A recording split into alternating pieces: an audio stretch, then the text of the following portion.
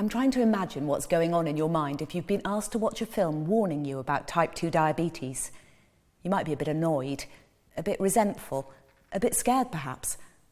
I'm going to give you some information about diabetes, and we're going to hear from a psychologist who spends her time trying to help people change the habits of a lifetime and understand their relationship with food. But first, here are some things that are not entirely true about diabetes. You think of diabetes and you think of sugar. Well, I just know when you take too much sugar, you get diabetes. It's sugar levels. So I constantly watching to make sure that I'm not eating too much sugar. I don't have sugar in tea or nothing. If you change the word sugar for carbohydrate, then we're getting somewhere. You think of diabetes and you think of Carbohydrate. Well, I just know when you take too much, Carbohydrate. you get diabetes. It's Carbohydrate. levels. So I constantly watching to make sure that I'm not eating too much. Carbohydrate.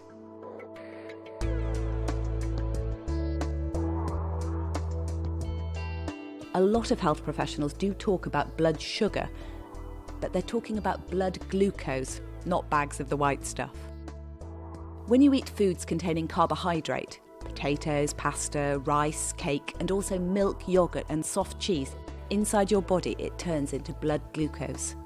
When you're overweight, that extra fat in your body slows and eventually stops the ability of your own insulin to turn all that blood glucose into energy. my mum had it and it basically killed her.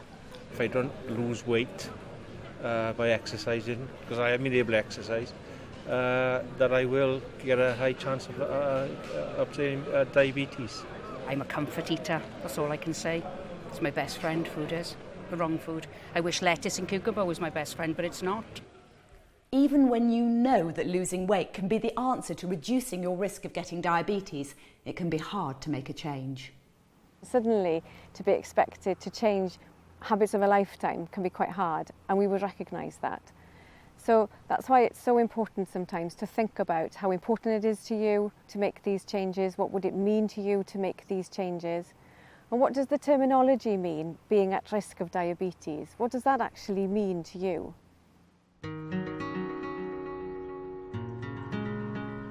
Jim lives in North Wales, and after 10 years of trying to ignore first the risk and then the reality of diabetes, has finally started to hear what people have been telling him for years. I've listened the last month, it's only been a month, and by trial and error I am getting there now.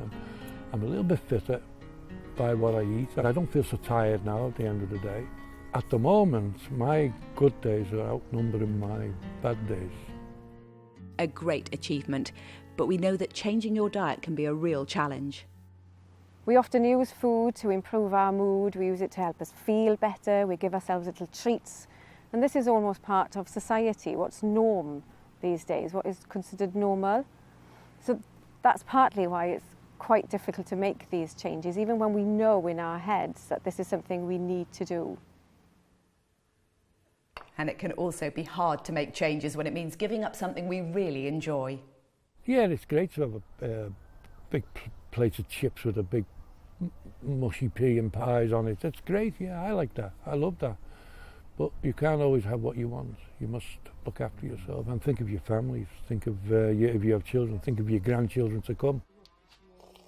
It's important to remind yourself of the gains that you've made. You know, you might have lost a few pounds in weight, or you might be a little bit more mobile than before, you might be a little less breathless than before, you might be able to walk further than you did before. Remind yourself of the positive outcomes of making these changes. When I'm feeling well, I'll go and have a walk. I'll walk about 10 minutes and then 10 minutes back. That's a nice, manageable walk. The better you feel, the more active you can be, the better you'll feel. Doing what we call a decisional balance sheet is something that's helpful for people sometimes. You'd write down, if I made these changes, what would I gain from it and what would I lose from it? But also write down, if I don't make these changes, what would I gain from it and what would I lose from it? And sometimes by looking at that decisional balance sheet, you can make your own mind up about the reasons for changing your behaviour. And when you make up your own mind about something, you're more likely to stick with it, as Jim knows only too well.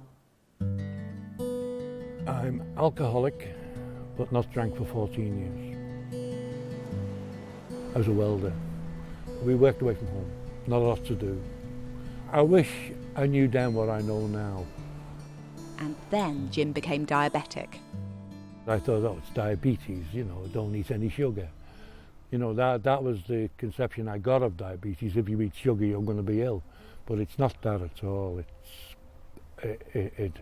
It's more than eating sugar and not eating sugar, or it's a case of looking after yourself and being aware of what you are eating and where you are and how to manage it. Unfortunately, diabetes does make you vulnerable to other problems. The renal failure, I didn't know I had it until I collapsed. After that, I had 5 heart attacks. Then I started to take it very, very seriously, my diabetes, very seriously. If you're hearing this and thinking, well, it's not relevant to me, what next? Go back to your GP or another health professional and discuss with them the dilemma that you're in. Maybe you know that you need to make some changes, but it's not always that easy to make the changes that you need to make. Maybe you know what you need to do, but how do you do it is quite difficult. Try and live a sensible life. Eat a little bit more vegetables, let's cut out the pies and the pasties and the chips. If they have an offer on, we'll go and buy oranges, apples, bananas. Fruit isn't as expensive as it used to be now. You can buy fruit and still live within your means. Maybe think about what you eat and when. Sometimes using a food and mood diary can be helpful. You can pick up on little patterns you might not have been aware of where you're using food to help you cope with isolation or loneliness or feeling low or feeling anxious. It's a good example of a practical first step that you could take. And here's a second. If your grandchildren are important to you and you know that they play football on a Saturday morning or something, you might decide that you're going to park the car a little bit further away and walk 10 minutes to where they're playing football. Then it's more likely that you'll actually engage in that goal if you've based that activity around something that means something to you. I want to be around for my family. I'm 70 years of age now and don't have that long, but the time I'm here, I want to do my best for them. Jim is motivated and knows where he's heading. If you're not there yet, don't worry, it's perfectly normal. Just keep talking and thinking about it. It's difficult to make behaviour changes, and there are reasons to change, there are reasons not to change. And perhaps today you might be feeling motivated to change, and that's great, make some small changes, and tomorrow they might be harder to make, but that's normal too. The important thing is to keep on going in the right direction.